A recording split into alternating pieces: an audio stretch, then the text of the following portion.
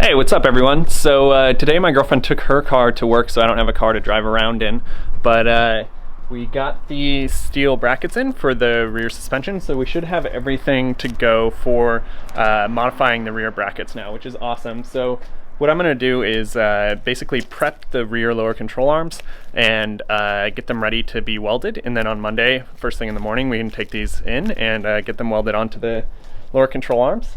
And then the other thing that I want to do is install some sound deadening in the rear of the trunk, because with the compressor it makes a lot of noise, and basically the noise happens because the compressor's bolted onto the car and then the car is vibrating, and that's what's making the noise.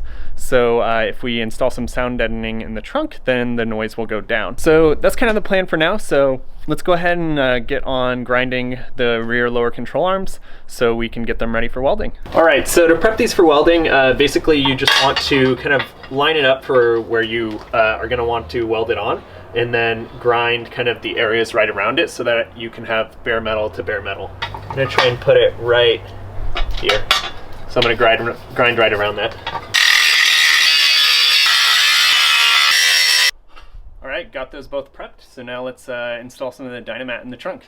Okay, so here's the Dynamat. Basically it's like a heavy sheet of like some weird rubbery material and some like metal almost. Basically this stops a lot of the vibrations. Dynamat says that you only need to install like 25% coverage of Dynamat to get the full kind of like potential out of it.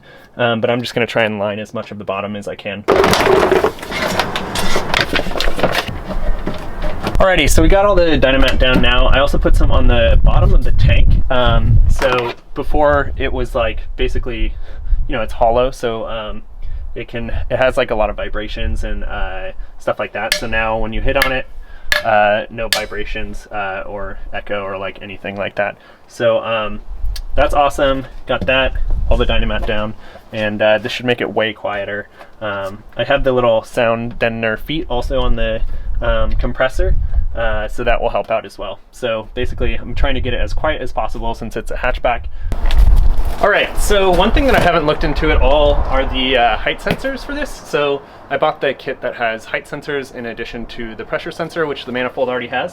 So these are the height sensors, and basically what you have to do is mount them to the body, and then there's like a little pole that goes down to the control arm, so then you can see kind of the height of your car. And so this is super helpful for lighter cars because the pressure, like basically if you add a little bit of pressure, it will raise it a lot. Because the car is lighter, and so you kind of want the height sensors so that you can have that finer tuned control over the height, rather than trying to get at the height through the pressure.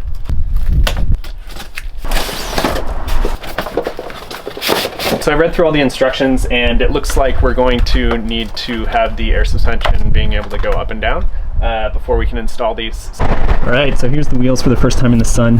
There's definitely a massive amount of dust in the paint and stuff like that. But basically what I'm going to do is take some like rubbing compound and go over this with a towel, and then hopefully it will have a little bit more shine and stuff like that. But I think it turned out really good for like what I started with. It's kind of cool. There's like a bunch of sparkles and metallic in it. So it's looking pretty good. It'll be nice when all four of them are like this and on the car. We are so close to getting this car able to drive again. I really can't wait. So basically the next couple things we need to do is get the brackets welded onto the rear lower control arms, and then get the manifold back from airlift. One of the ports was leaking, so I sent it back, and hopefully they'll send me a new one, and we'll have no more leaks. So once that's all good, then we can install the height sensors also, but I'll be able to drive the car around. And then also when we get the lower control arms back in, then I can take the front wheels off and paint them up, so then we have matching wheels.